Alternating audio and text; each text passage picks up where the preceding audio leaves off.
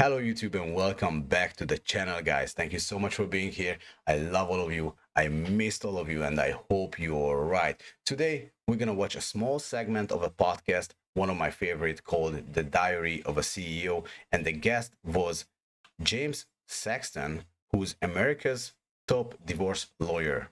I don't know if he is, I don't know if he doesn't.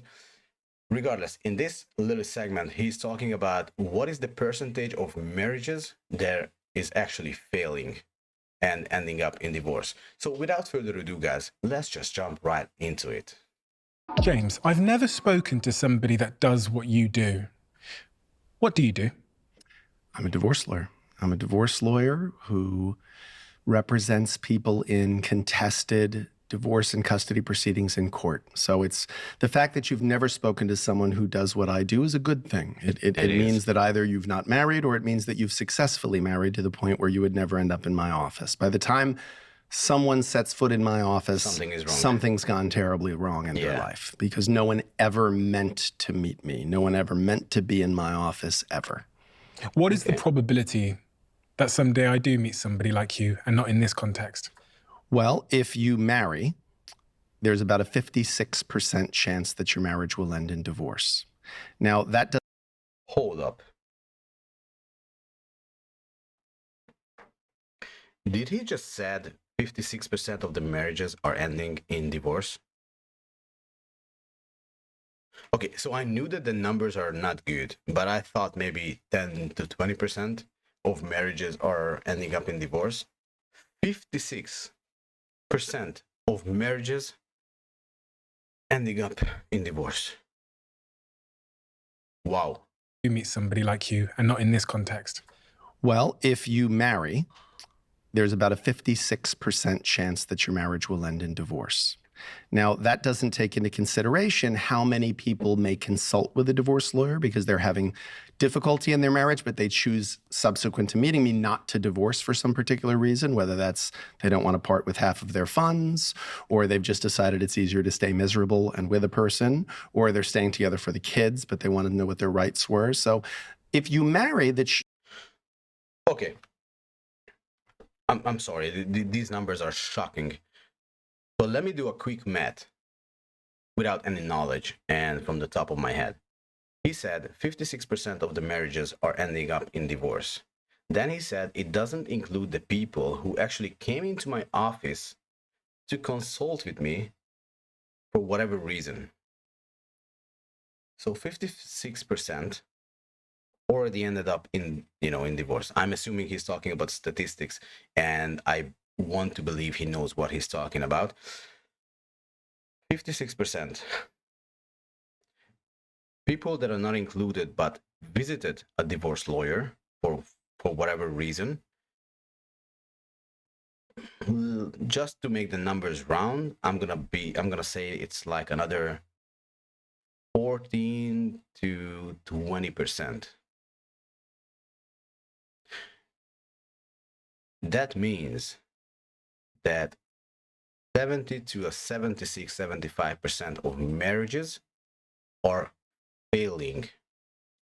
So 56% evidently gonna end up in divorce, and then you have another small 14, 15 to 20% that are thinking about getting divorced, but eventually, they're not actually going through with the procedure of getting divorced.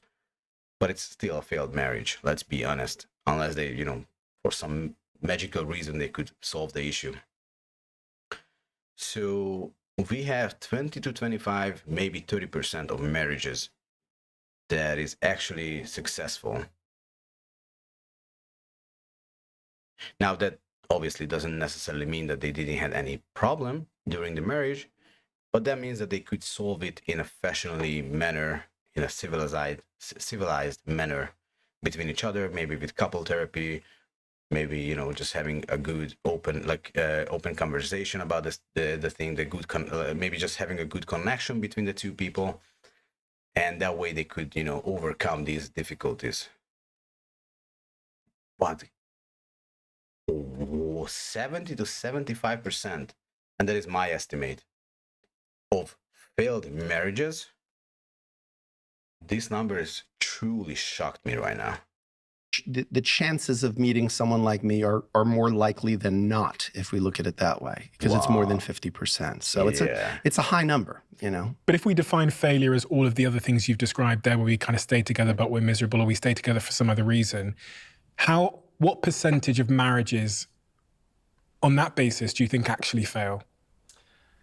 I mean, if we consider failure staying together miserable for the children or staying together for financial, economic reasons, Okay. and then we add that to the 56% that end in divorce, then, I mean, it would be very hard to track that, but I think it's generous to think it's another 20% probably. Just But what I I mean, said. think about what that adds up to. That means that And he said it would be generous to think that it's another 20%. So it might even be more. another 20% probably.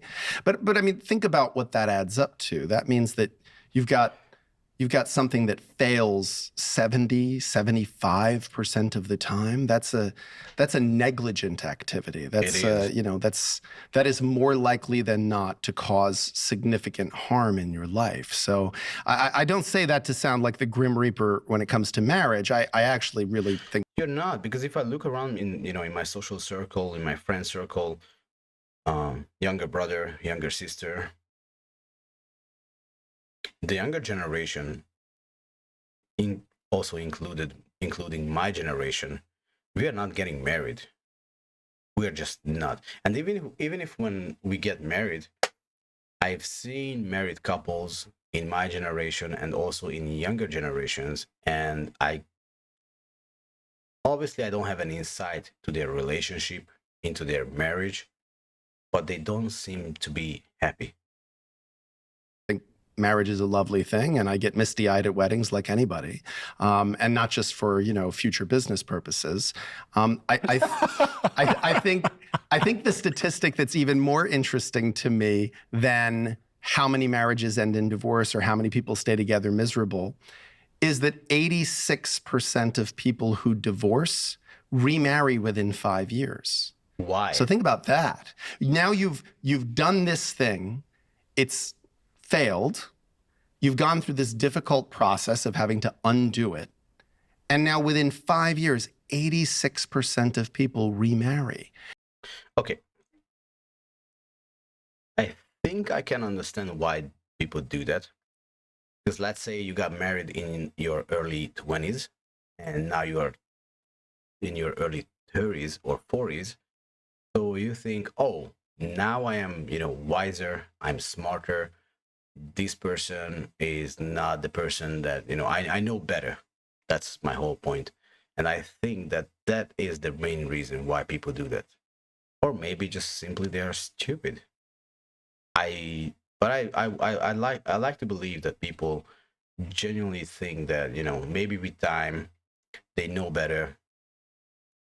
They are smarter, they are wiser, they know what was the mistakes that they did in their first marriage, and now they think, oh, I'm not gonna do the same mistakes. I know what I'm looking for, and I think that is the main reason. And people are, for whatever reason, whether it's pressure from society and family and your social circle, they want to be in a relationship. They don't want to be alone. People are not meant to be alone. Now, it's a whole different argument whether you need to get married in order not to be alone, or you could just be in a long-term relationship with someone without signing a paper. That is a whole different discussion. But I think the main reason is because people don't want to be alone. And then you have this pressure that, oh, you have to get married. What are you doing with your life? So yeah, 86% of the people who divorce remarry, as the title say. It's kind of shocking, but at the same time, not really. And now within 5 years, 86% of people remarry. I mean, so that tells you how important this is to us as humans, how drawn to this idea, this technology of marriage we are. And that to me is fascinating because It is. I've often said, like, I'm not sure what marriage was designed, what problem is marriage designed to solve? Wow. That is a really good question. Let me hear that again. What problem is marriage designed to solve? What problem was marriage was designed to solve? What was it? See, the fact that it takes this long to think. If I said to you, what purpose does this technology, this mug, what does it serve? Well, that's easy, right? It's hard to drink out of your hands, and someone would have to keep coming up and pouring things in our hands. Okay, well, that's pretty straightforward. What problem does this solve? Well, that's easy, right? We want to get, the ring stains around. We get yelled at by our significant other for not using a coaster. So these are easy things. But marriage, something so ubiquitous that it's assumed. If you're dating someone for a few years and you say, guess what? We're getting married. Everyone goes, of course, phenomenal, congratulations, that's great. Of course you're going to do that. Why? You make an honest woman of her, of course. Whereas if you say, we've been together for 3-4 years, we decided we're not going to get married, people go, oof, what's wrong with this guy? He's got intimacy issues. He's not getting married. What's the problem that you don't want to get married? Whereas rationally, the response should be, oh yeah, we're getting married. What? Are you kidding me? Why are you doing that? It's like someone saying, I'm going to go.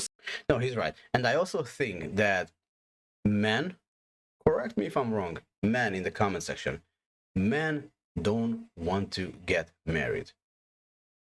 I'm talking from a personal experience. I don't give a fuck whether I am married to the love of my life on paper, in the eyes of the law, in the eyes of the religion, or not. I don't care if we just live together our whole life and everything goes smooth, or we actually have to go and sign a contract. Like I don't want to be married. I don't want to be in a contract with someone. That's how it feels for man. So marriage is important for a woman, not necessarily for the man. Obviously, a man wants to have a family, and because they want to have a family, at some point they understand that they will have to get, married with the woman. But marriage and wedding is important to the woman, not for the man. That's why, when you hear couples talking about the marriage or the wedding, it's mostly about, the woman say, oh, it's my day. It's not our day, it's my day. The man is just there. Oh yeah, we're getting married. What? Are you kidding me? Why are you doing that? It's like someone saying, I'm going to go skydiving. It's like, wait, are you crazy? That's a dangerous thing to do. And it's not, listen, skydiving, it's not like 75%, 76% of people die who go skydiving. Yeah. So the truth Imagine is, like, it makes very little sense to me to that everyone. Marriage is assumed to be a thing you will do, when in fact we as a species are so unbelievably bad at it. That sort of 86%. That was a hard sentence. It's assumed to be a thing you will do, when in fact we as a species are so unbelievably bad at it. And that is definitely true when I'm taking into consideration the fact that all the married couples that I know, whether it's family members or friends, on paper, marriage is supposed to be monogamous. But I cannot even tell you how many of the people that are married and I know and they are close to me are cheating on each other. And the main answer to that is like, well, as long as I don't know about it, as long as you're not disrespecting me openly, publicly, what I don't know, it doesn't hurt. All these kind of sentences. So it's like a lie that they are just telling themselves. That sort of 86% that then get remarried after divorce, have they learned from their mistakes? Are they better This at marriage? time it's different. This time it's different. It's this time I'm really in love. That other time when I thought I was in love, that wasn't it. This time it's different. It really, it's a blind spot And again, where does it come from? You'd have to ask people smarter than me. It could be neuroscience. It could be the realm of a real deep social psychology. It could just be a cognitive bias. I have no. He's right. It's a deep social psychology that people don't want to be alone. And, people give in to the pressure that comes from society and from the people around you. Traditions.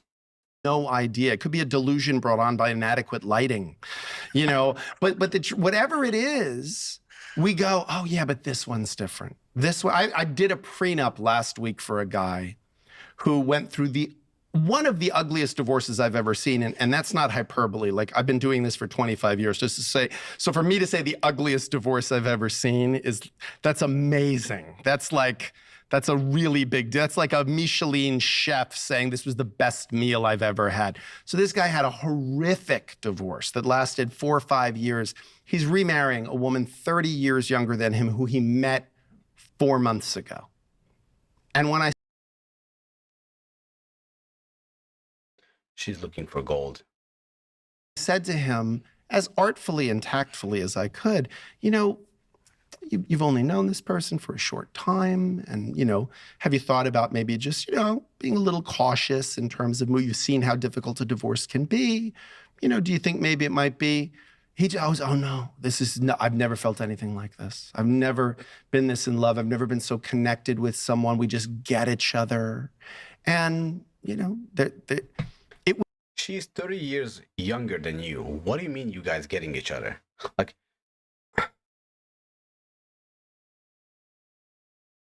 I'm trying to imagine if every time I have to have a conversation with an 18 years old, 19 years old, and I am far away having 30 years difference between me and a 19 years old girl or a guy. It's almost painful. Like, they just learn how to talk right now at this point. Like, I know that they think that, oh, now I am 19, now I am an adult, now I know what is the word about. They have no freaking clue. They're still just, out in the blue trying to figure out who are they as a person. And it's almost painful to have a conversation with them. And obviously, there are some exceptions. But like this example that he just brought up, that, a guy went through a horrible divorce that lasted 5 years.